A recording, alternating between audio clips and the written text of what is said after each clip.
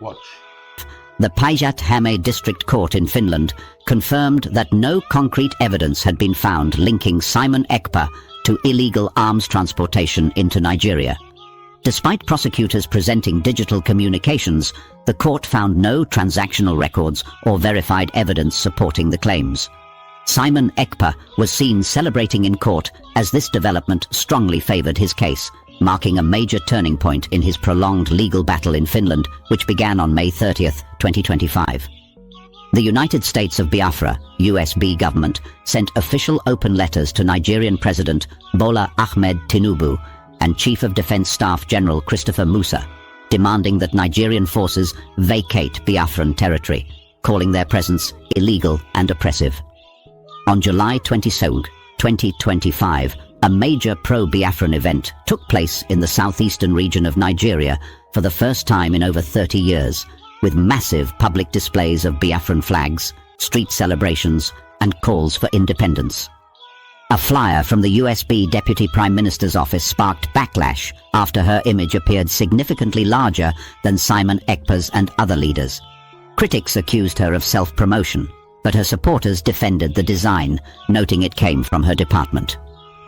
Yoruba Nation agitator Sunday Igboho publicly begged the Nigerian government to remove his name from the wanted list, expressing a desire to stop separatist activism and instead support security efforts in the southwest.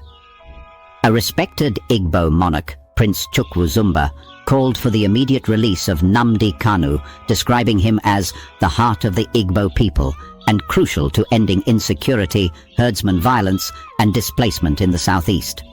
A UK-based Igbo businessman, Zube Global, petitioned Ebonyi State Governor Francis Nwifuru to rename 18 streets in Abakaliki that bear Anambra names.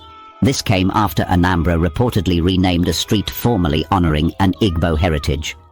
The US government warned its citizens against traveling to Nigeria due to rising insecurity, terrorism, poor healthcare, and rampant kidnappings, listing several high-risk states, including Imo, Abia, and Anambra. On July 24, 2025, something significant happened in Finland that sent waves across continents. At the Päijät-Häme District Court, Simon Ekpa, a controversial figure tied to the Biafra independence movement, celebrated openly in the courtroom after the judge ruled that there was no concrete evidence linking him to the illegal transportation of arms into Nigeria. It was a moment many had been waiting for. His supporters erupted in joy, while critics of the Biafran movement were left stunned. This case, which had begun on May 30, 2025, had attracted international attention due to its sensitive geopolitical implications and the increasing tensions between Nigeria and pro-Biafran activists living abroad. The core issue in the story revolves around the serious allegation that Simon Ekpa had somehow facilitated or been involved in the illegal supply of weapons into Nigeria. This was not just a legal issue, but a diplomatic and security one, especially because Nigeria has been grappling with rising violence, insurgency, and the activity. The Nigerian authorities were keen on linking Simon to armed violence and separatist militancy. However, the Finnish court needed more than suspicion and media speculation to convict him. Prosecutors brought in digital communication records and tried to suggest there was a secret web of transactions connecting Simon to weapon smuggling. But when the court examined all the evidence presented, it found no verifiable transaction, no bank records, no video evidence, and no direct testimony that could conclusively prove Simon Ekpa's involvement in arms movement. That lack of hard proof made it impossible for the court to uphold the charges. So the judge had no choice but to declare that the case lacked merit. This lack of evidence raises an important question. Why did the case reach court in the first place? What provoked such serious allegations if there was no clear evidence to support them? The answer lies partly in politics, fear, and perception. Simon Ekpa is not just another citizen living in Finland. He is one of the most prominent faces of the new Biafran agitation, often making fiery speeches online, calling for civil disobedience in Nigeria, and accusing the Nigerian state of oppression. His voice, amplified through social media, has become a thorn in the side of Nigerian authorities.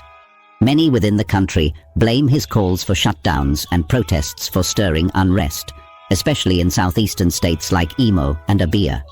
For the Nigerian government, bringing a case against him, even abroad, seemed like a step toward cutting down the influence of his activism.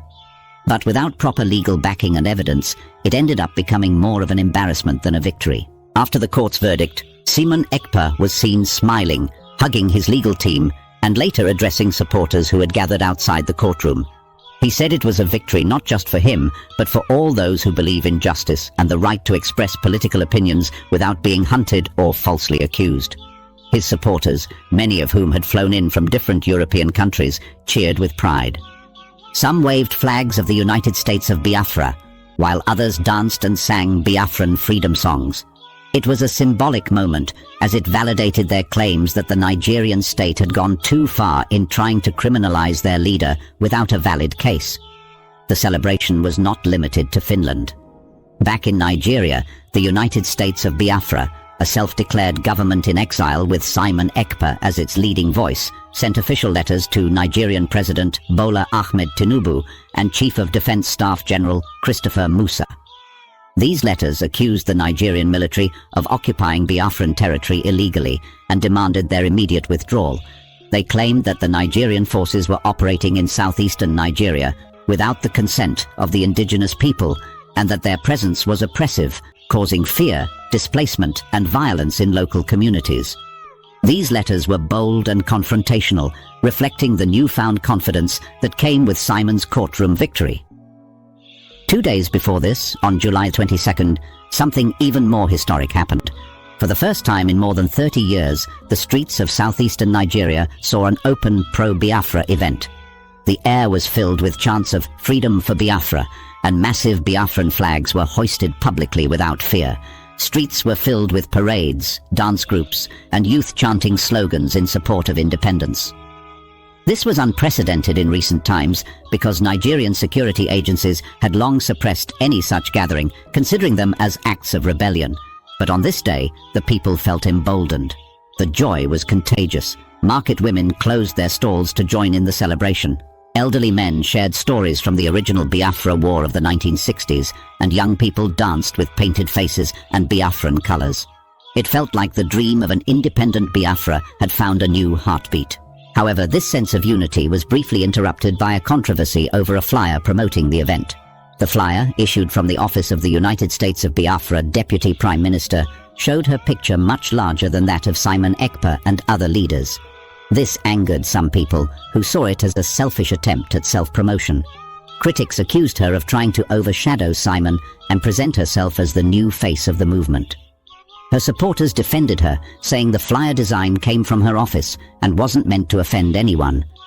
They argued that focus should remain on the bigger picture, which is the fight for Biafran self-determination.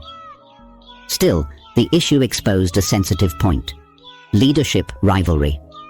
In any political movement, personality clashes can arise, and the Biafran struggle is not immune to this.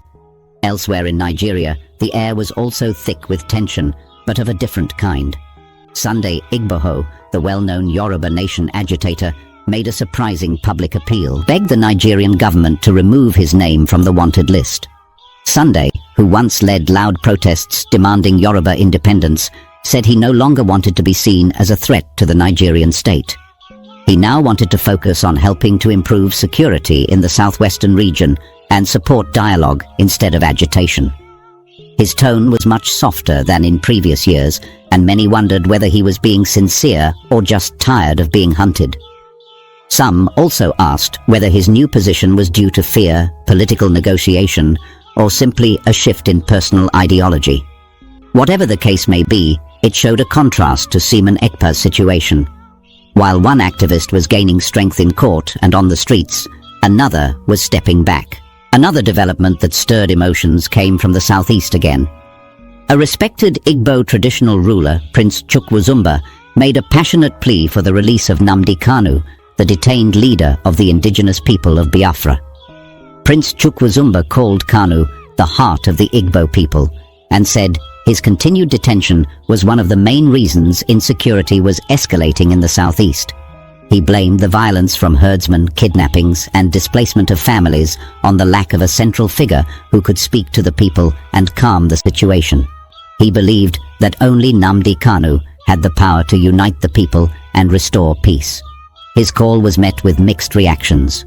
Supporters of Nnamdi Kanu welcomed it and praised the monarch's courage. But government officials and some security analysts warned that releasing Kanu could reignite separatist tensions.